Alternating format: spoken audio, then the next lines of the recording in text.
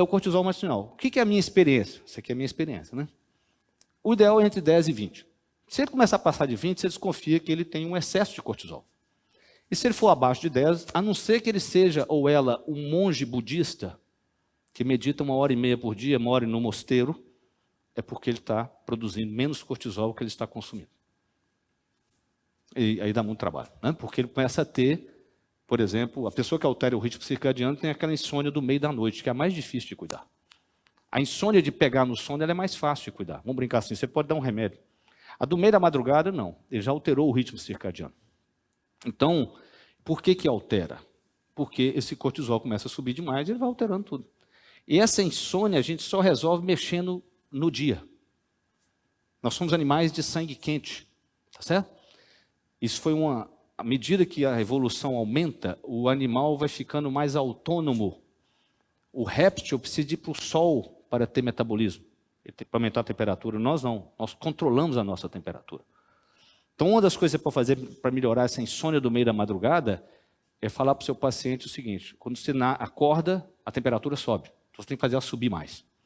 Você tem que tomar café, se movimentar, se possível. Tomar um banho frio, não vale aqui, não é isso? Porque aqui não tem água fria. Né? Fui tomar hoje de manhã. Não tem água fria. Né? Então o cara fala assim, eu moro no Rio de Janeiro e vou tomar banho frio. Não, não existe banho frio no Rio de Janeiro. Né? Não existe na Bahia, não existe aqui. Então aqui você não tem isso, você tem que fazer outras coisas. Pedir ele para colocar gelo aqui na têmpora, né? Para poder estimular o vago, tá certo? Ele pode ter uma bolsinha de gelo no congelador, que ele coloca também aqui na gordura marrom. Você pode pedir o contrário, para ele colocar uma compressa de água quente à noite, aqui no plexo. Então, e uma coisa pouco esquecida, se o calor é o motor do sistema, o motor de arranque é a luz. Nós temos que ter acesso a 100 mil lux de luz, que é uma unidade, até 10 horas da manhã. Por incrível que pareça, tem aplicativo que mede isso. Então, você tem que tomar café, abrir a sua janela, porque se a luz entra através do vidro, ela perde 30% dos lux. Então, a pessoa toma café, uma janela fechada, ela entra no carro, tem vidro, ela põe um óculos escuro. Então, pronto. Então, ela não ativa a temperatura como poderia. Se você fizer isso, naquela noite, sua temperatura cai, que é o que tem que fazer à noite. Então, à noite, você toma um banho quente, para a temperatura cair. Então, com isso, você vai ajudando o paciente a normalizar isso. E tem um detalhe muito importante, vou nem falar da luz, que você sabe disso. Tem um detalhe da luz que é o seguinte, a luz é a quantidade à noite, a qualidade, a clara de LED é pior, e tem um detalhe que ninguém fala, que é a altura da luz. Porque quando você entra numa sala que tem abajur, você fica calmo. Porque a parte superior da retina é mais sensível à luz. Claro, o sol está lá, ó, tem que entrar aqui. Quando você coloca um abajur, então se você colocar lâmpadas quentes, amarelas na sua casa para ligar à noite, você não precisa trocar do teto, você relaxa muito. E o outro segredo, claro, dormir no escuro, né? Eu viajo com uma fita isolante, ontem eu tampei um monte de coisa, eu nunca sei a cara da faxineira quando ela entra no dia seguinte, né? É na hora que você acorda. Por quê? Você tem que acordar não com o despertador bate-estaca, né? Você tem que acordar com um despertador grave. Isso parece simples? Não. Tem iPhone que não tem nenhum despertador grave. Agudo é som de medo. É som de medo. Isso. O meu aqui, que é um Samsung, um Galaxy, ele tem 3 de 40, ele tem 3 graves.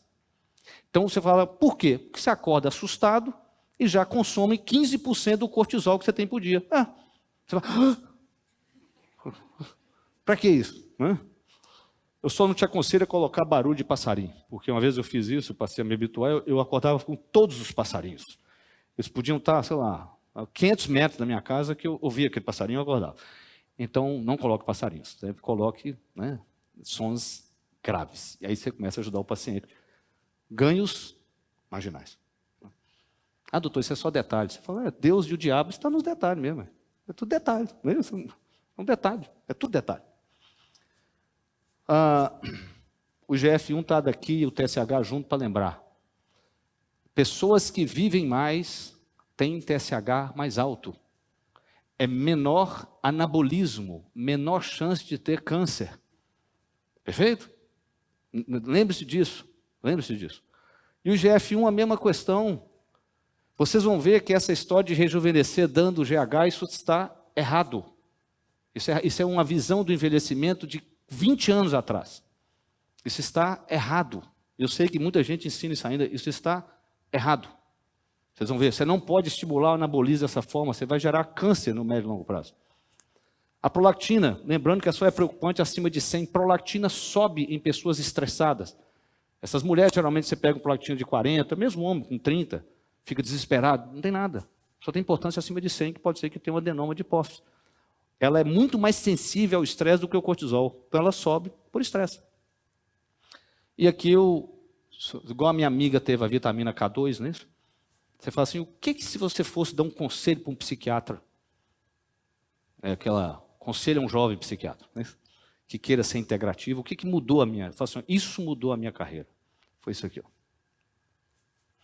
Eu percebia, naqueles pacientes meus que não estavam doentes, mas não tinham saúde, que a maioria era cansado.